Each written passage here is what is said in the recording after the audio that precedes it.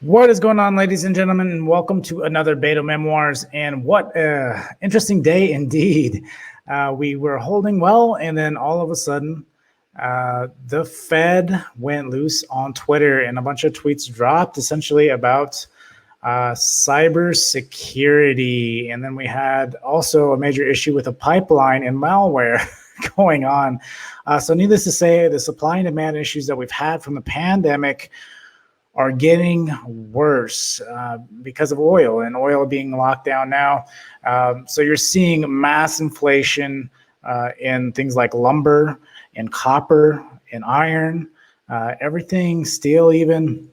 Everything is just going crazy over the past couple days. It is something I have noticed, especially with steel and lumber over the past 2 weeks per se, but it has gotten worse. And obviously the cybersecurity incident with the malware. So this is something that is really concerning with everybody. So this is why you are seeing tons of things selling off today. It has been a circus, to say the least. So remember to hit the like button and subscribe if you haven't done so already.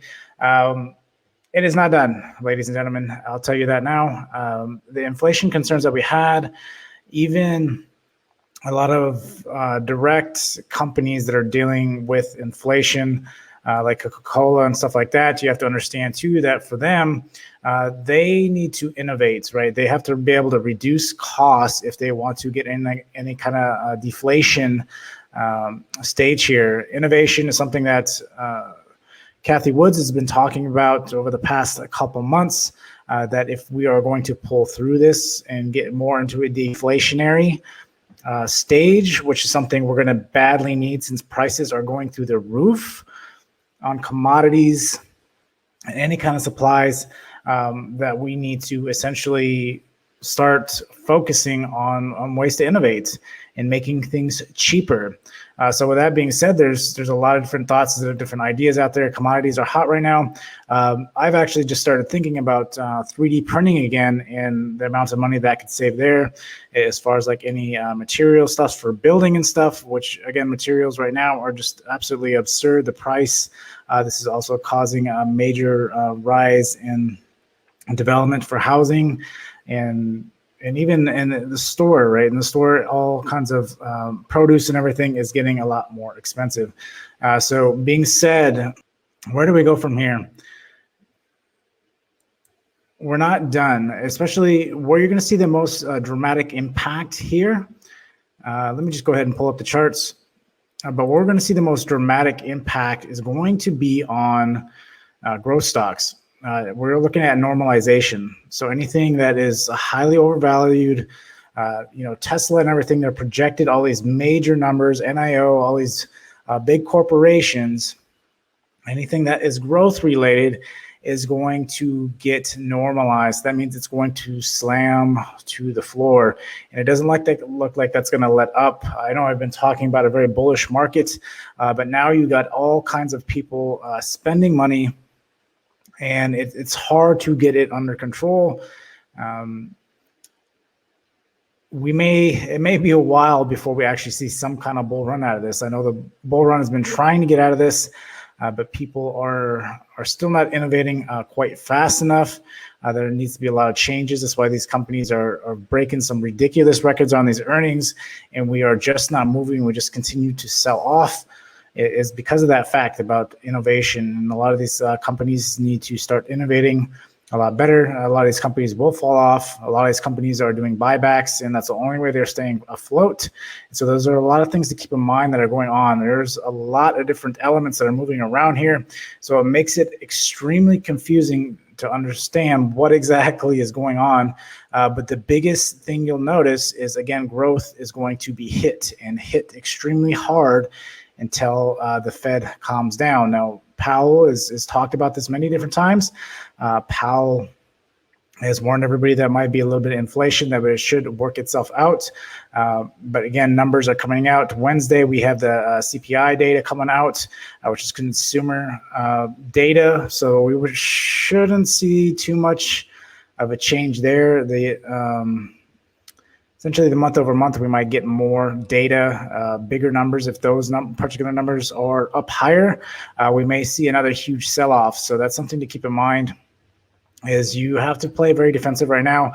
For myself, I'm mostly cash. I've changed a lot of my positions around. I still am in some.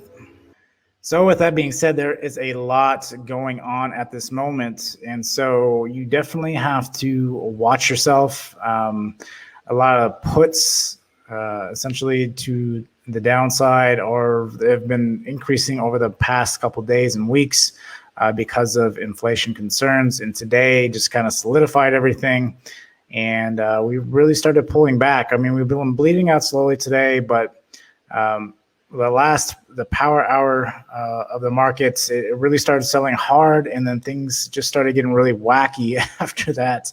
But as you can see, the market opened up, started pushing up today, and then the tweets came out around noon or so, and then everything just started selling off, and for no reason. We started getting these big red candles. QQQ, obviously, if any kind of inflation information is going to come out, it's really going to start selling. I know there was even talks about this morning, even the news from last week, I think I digested a little bit more, so people are a little more concerned. And so we did get a sell-off in QQQ this morning, and then we really started selling off towards the end of the day. And if you've seen, we've had a lot of crazy wicks going into power hour and that after hours. So it'll be interesting to see where the market opens up tomorrow. So you really have to be careful as far as swinging or anything like that. I would definitely say commodities or consumer goods at this point are things to really start looking at over the next couple of months to see what exactly happens. I know I've always been playing big tech. It's always been mine. I've always loved to play growth. But right now, I've actually started to push out of it because of the fact that you have to prepare. The market's always going to change. And right now, there's a lot of different changes and a lot of understanding that things aren't quite what they were a year or two ago, and things are dramatically changing right before our eyes, right? It's a historical moment right now with everything that is going on. They were talking about the roaring 20s is essentially what we're going through. And so right now you're going to see a lot of change. And with that being said, again, there's a value commodities are things to look at. Lumber, it's already at all-time highs, so you've got to remember that. You have to protect yourself with stuff like that. Could it still go up? It's possible. I know copper is a big one I have actually gotten into and have on a watch list today because they're thinking copper may be the new oil, considering innovation and the need for copper for the chips, as well as any kind of electronics for the innovation side of it. So being said, let me go ahead and pull up the watch list for tomorrow. This is what I got for tomorrow. Tesla and Facebook. These are more leading indicators. Tomorrow, I want to see where they're at. Coin actually started ripping today, which is quite interesting. Shop is, again, something else I want to watch. If for some reason the market wants to start pushing up for whatever reason and Shop gets below essentially that 1K mark, I want to see if it holds or where it goes from that point. And these are the other two copper plays I have. Essentially commodities going into these upcoming weeks to kind of buffer the whole hit on growth. I think if it does hit, I'll be more than likely doing a lot of puts myself and covering that side of it. So again, the first one I got is a Tesla, like always. It came out of the gate and actually just totally sold off today. I was more watching this morning. I wanted to see what was happening. I was actually in Tesla shares, and then at this point, I actually tagged out later today or early this morning, and I didn't get back in. I scalped it a couple of different times. I got chewed up a little bit today. I was scalping. Obviously, you can see Tesla didn't know where it was going today. It'd be interesting to actually see where Tesla ends up tomorrow. Tesla is one of the leaders. This is why I always bring up Tesla, because it is one of the leaders, especially during this whole time with inflation talks and deflation talks. But being said, is definitely a lead indicator. So when any news hits the wire, as far as inflation, Tesla will take a beating for it. And so that that is definitely something to see, and where we go from there. So tomorrow I want to watch. I want to see what this is. Ultimately, using it as an indicator, I will scalp this on and off. If we get more of this kind of short little chop like this, bleed off, I am not scalping it. There's other moves I think better. But if it does sell off, I'll definitely try to buy puts if there's any kind of pump and dump tomorrow. Again, we do have that data coming out on Wednesday. So we might actually continue to sell tomorrow until that data comes out. And that may or may not help us. I don't think it's really going to make that big of an impact, but we have to see how that plays out. Facebook is the other one. I'm actually watching Facebook around this 300 mark. Not so much right now. I did short Facebook today. But ultimately, I think this 300 mark, we might get a good bounce there. So I might try to scalp that tomorrow. Again, if holds, I may try to do some day trades with that. We'll have to see how that goes. Again, I think growth is going to be hit. So I'm trying to look for those ones that are really high up there. Facebook is definitely one. Tesla and Facebook are definitely ones. If the market gets really, really beat down and what's going to what could possibly happen with this inflation thing, I am definitely going after Tesla and Facebook are going to be my primary ones to grab. Again, they're lead indicators on everything, and they're the quickest ones are going to bounce back after this, especially with the pandemic. Facebook has been great with ad revenue. They've been crushing it, them along with Google. So I'll definitely be watching to see what happens with those two. So expect to see those two primarily for the next couple of days, weeks, months, depending on how long it's going to take. It will take a while, right? Because we do have a lot of supply and demand issues, which is causing the inflation. And then again, with a cyber attack is also causing more issues there. Coin is the other one I have today, which is actually upsetting. This thing actually ripped today. It was one of the very few things that was ripping today. I wanted to take it only because this morning it was the only like tech holding, but I did not get into it, and we had this nice rip. So tomorrow I want to see where coin is. If it is holding, maybe this is going to be one of the ones that is actually pushing up as the market sells off. So that is one to keep in mind. Shop is the other one I have. Now Shop is one that's actually been holding as well, very well. I know Amazon has been kind of selling off a little bit, but Shop has definitely been holding. I want to see if it holds here tomorrow. I think if we do reverse, although with all the new information that is coming out, a lot of the information just came out was just as recently after the close of bell or towards the end of the day. So I'll probably have more information for you guys tomorrow about what exactly we can see and how the overnight goes. But ultimately, Shop is definitely, and it's holding well. If it does dip below 1,000, again, another one, it'd be good to add in that mix with Tesla and Facebook. If it does, we do have a major sell-off, a big normalization correction to grab up and buy. So when it does reverse, you are in the front runners that are going to really make big pushes back up. So the next one I do have is TRQ, which is copper play. I did take a position this today. It's not huge, but I'll probably be adding with this, especially tomorrow. If we do push up commodities, we'll definitely start pushing at least in the next couple of months. So these will be longer swings for me. So just keep that in mind. But TRQ is one of them, actually looking to buy the dip on these if these do dip at all, and continue watching this through the next couple of months. So FCX is the other one I have. This is the other copper one I have. Again, with the talks about copper possibly being the new oil, these might pump to some parabolic moves coming forward, especially if inflation is definitely key on board and the volume. We're breaking all-time highs and stuff on copper, so that's something to keep in mind.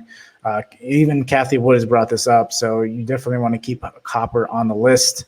Lumber is the other one I have. I didn't put that on my list, but the lumber in my mind, lumber has been making some crazy moves over the past couple months, coming from 16 all the way to 41. So just keep that in mind. Lumber has also been moving heavy, although Lumber, I'm not really quite sure how much further it could go. I mean, it could continue to scream up and make parabolic moves, but I'm going with copper. I believe copper will be, especially if everybody is trying to innovate, I think there will be more upside on the copper side of the house as far as commodities. Value stocks, again, also you want to look at stuff like Walmart, Lowe's, HD are also big ones. Target. You want to look at some value stocks, especially when the growth starts getting hit really bad. X for steel is another big one you want to look at. But you want to keep in mind that if growth is going to continue to be hit, these are the ones you're going to play. You're not going to want to play growth until growth figures itself out, unless you are shorting growth. But again, you need to know how to do that and be very careful, be very mindful.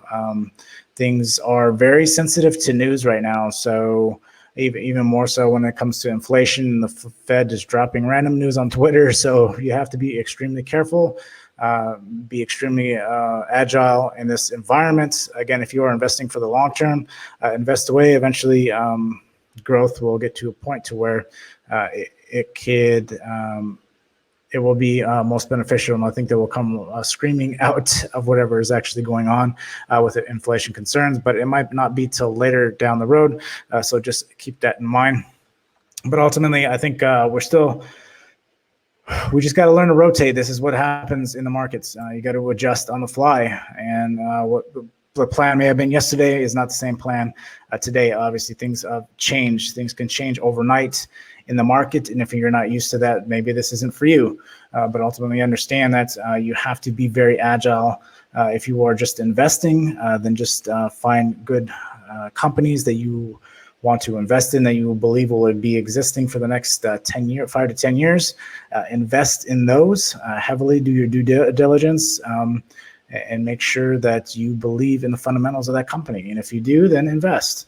Otherwise, right now, we are going through a growth state, so it's very painful at the moment. And again, if you are trying to trade this or swing trade this, you're going to again have to be very adjustable. But with that being said, that's pretty much what I got for you guys. And until next time, I will talk to you guys later.